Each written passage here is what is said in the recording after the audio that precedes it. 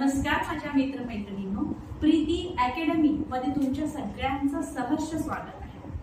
आपण आजच्या या व्हिडिओमध्ये EMRS ह्या एक्झाम मध्ये जे पेडागॉजीचे प्रश्न उत्तर येतात 10 मार्काचे, तर ते कशा प्रकारचे येतात त्याचा सराव आपण करणार आहोत।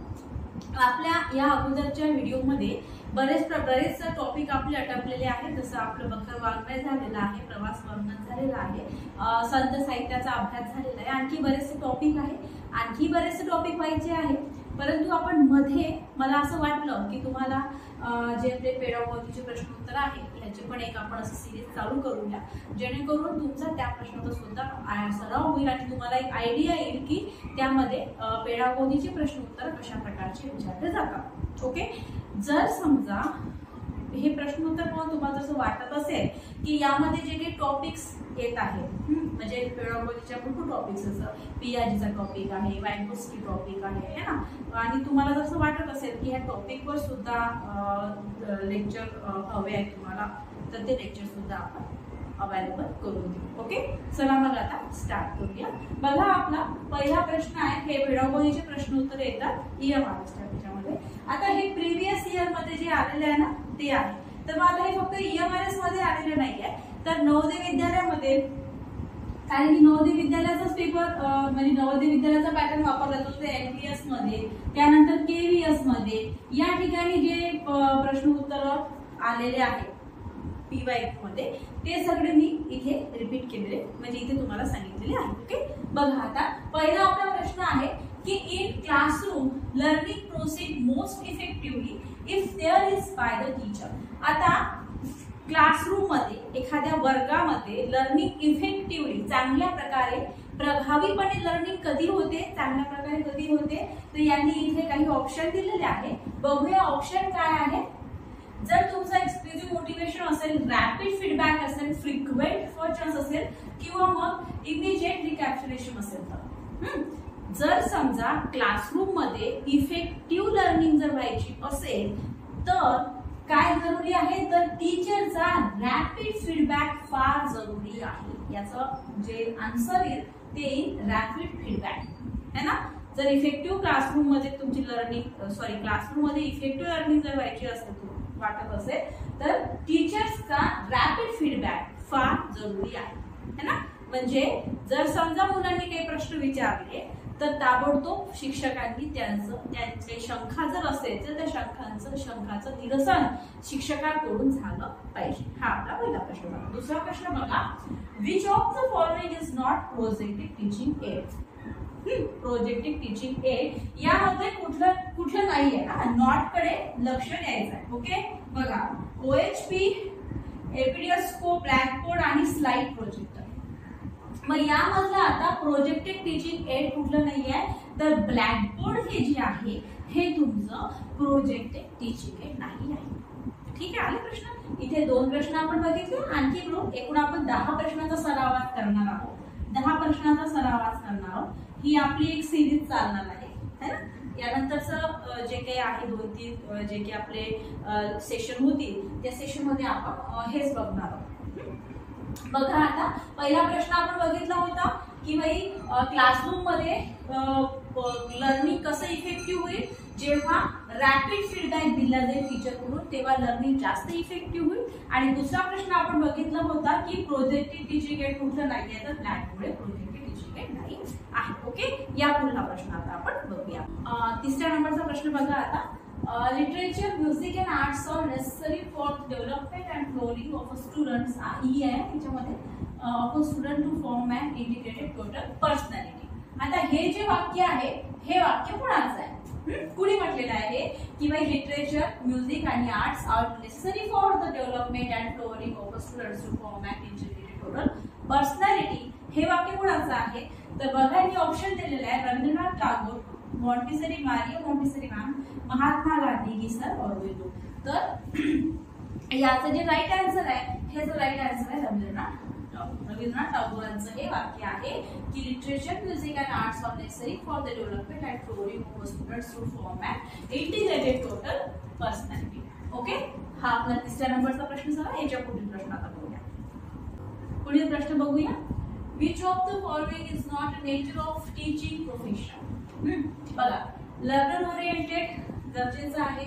ओके नॉट लिहिलंय ना, नॉट कडे लक्ष द्या, नॉट लिहिलेलं आहे. Helping in being obedient to the governments आणि डायनॅमिझम आणि ह्युमॅनिटी. आता बघा हे जे आहे ना लर्नर ओरिएंटेड पाहिजे तुमचं. ओके त्याच्यानंतर हे डायनॅमिझम पाहिजे आणि हे पण पाहिजे मानवता पण पाहिजे. पण नॉट दिले यांनी इथं कुठलं नेचर नाहीये. तर मग helping in being obedient to the government हे एक नेचर याचं नाही आहे. तर हे याचं आन्सर आहे. ठीक आहे चला पुढला प्रश्न बघा. The basic of learning in child's early years is as per the research and philosophy of Jean पियाजे. जीन पियाजे मधला हा प्रश्न आहे. जीन पियाजेच्या त्याचे काही की टर्म्स आहेत. त्याच्यानंतर त्यांनी एजेस दिलेले आहे, स्टेप्स दिले आहे. सेन्सरी मोटर आहे, प्री ऑपरेशनल आहे, ऑपरेशनल आहे. हे सगळं त्यांनी स्टेप्स दिलेले आहेत. ओके तर आता याच्यामध्ये बघा की त्यांनी काय सांगितलेलं आहे की the basic of learning in child's early years is as per the research and philosophy of Jean पियाजे. एन्जॉयमेंट आहे तुमचं, आर्ट आहे तुमचं, ड्रामा आहे की तुमचं एक्सप्रेशन आहे. तर right answer is drama. Drama ही त्याचं राईट आन्सर आहे. ओके हे झाले इथे प्रश्नाचे. पुढले प्रश्न आणखी आपण करूया.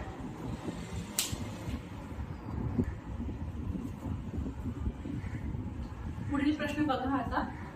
What is the role of a teacher while implementing constructivist method of teaching in mathematics? कुठला म्हणजे टीचरचा काय रोल असतो जेव्हा constructivist approach teachers constructivist method teacher apply करतो गणित शिकवताना. बघा आता to ensure the students are ignoring gleaning knowledge of their book, to ensure that all student have calculators with them आणि to ensure that related books are available in school life. आता इथे एक चौथा पण पर्याय होता परंतु जागे बॉय मी तो काही लिहिला नाही. तर आता बघा तर कसं आहे माहिती आहे का की कॅल्क्युलेटर्स त्यांच्याकडे असणं हे तर चुकीचंच आहे ना. मुलांकडे कॅल्क्युलेटर्स असणं हे चुकीचंच आहे. त्याच्यानंतर त्यांच्याकडे related books are available in school library हा पण पर्याय तितकासा योग्य नाही आहे. तर to ensure that students are involved in gaining knowledge of their own हा पर्याय बरोबर आहे. कारण की जेवढं ते स्वतः ऑब्झर्वेशन करून किंवा एखादी गोष्ट समजून त्यांचं नॉलेज त्यांची संकल्पना ते कन्स्ट्रक्ट करतील बिल्ड करतील तेव्हाच काय होईल की त्यांना ती गोष्ट चांगल्या प्रकारे समजू शकते. ठीक आहे चला आता पुढील प्रश्न बघूया.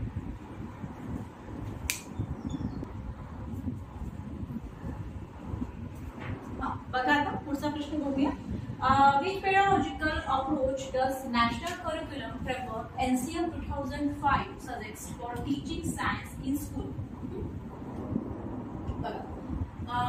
Laboratory work, field trips, inquiry based approach आणि multiple intelligence approach. तर जे NCF आहे नॅशनल करिक्युलम फ्रेमवर्क 2005 ओके यावरील प्रश्न उतरतात ना जास्त. तर यांनी काय केलं होतं, यांचा अप्रोच काय होता, एनसीएफचा अप्रोच काय होता की इन्क्वायरी बेस अप्रोच होता यांचा है ना. इन्क्वायरी बेस अप्रोच त्यांचा होता. ओके एनसीएफचा. ठीक आहे ना. पुढला प्रश्न बघा जीन पियाजेचा आहे. इथून सुरू होतो ना. Children became capable of engaging activities that involve mental representation such as pretending by the end of the period.